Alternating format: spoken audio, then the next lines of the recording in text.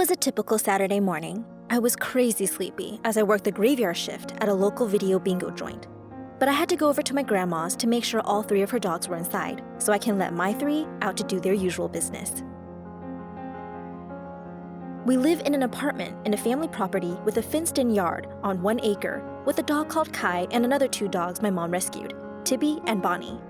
Me and my grandma always had to let our dogs out separately because Kai and my grandma's dog Dexter never did and never will get along. They were 2 unaltered males who weren't socialized properly and would fight each other whenever they came around one another. Me and Grandma did our best work to make sure they didn't fight. Well, we had slip-ups, but there's never been anything serious. Until this fateful Saturday. I walked over to my grandma's to ask her if her dogs were inside so I can let mine out. Luckily, Dexter was still in his kennel, so I went and let my 3 dogs out, then proceeded to hang out and have a bowl of cereal at Grandma's as I waited for my dogs to do their business so we can rotate them like we usually do in order to avoid confrontation between Dexter and Kai. A little while after I let my dogs out, Grandma let Dexter out of his kennel as she usually does because we thought nothing could happen as long as he remains in my grandma's fence. Suddenly, my great aunt was walking up the sidewalk, opened the fence's door just as she let Dexter out. And as we expected, Dexter immediately went to the door, and upon seeing it open, he ran past my aunt despite our commands to come back. And then it happened. Kai saw Dexter leave the house, and before any of us could do anything, Kai went straight for him. So the dogs began to fight. I quickly set my half-eaten bowl of cereal down and rushed outside to help my great aunt break them apart. But Kai was really out for blood this time, and Dexter didn't show any signs of backing down. I had Dexter by the collar and scruff, and I was doing the only thing I could to get Kai off him. I kicked Kai while my aunt was hitting him with a rake handle. Eventually, we got them apart, but Kai still wasn't finished.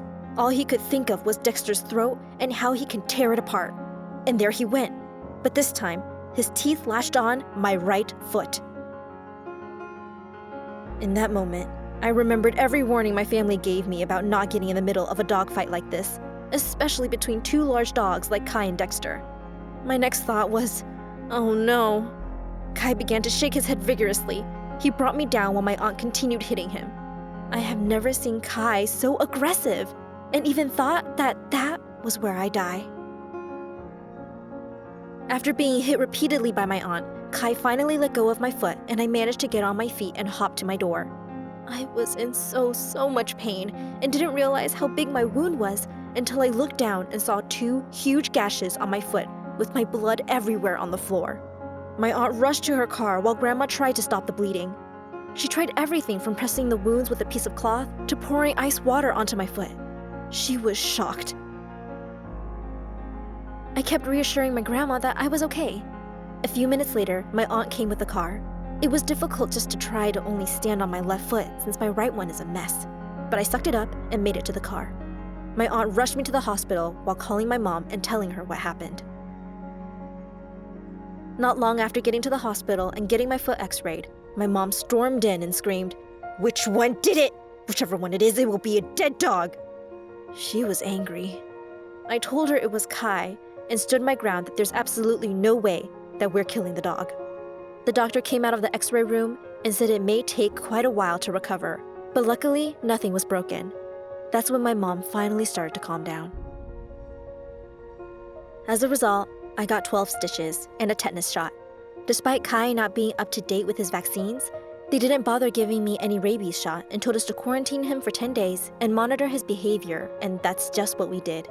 And of course, Kai didn't act any different, and what happened didn't change how I feel about him.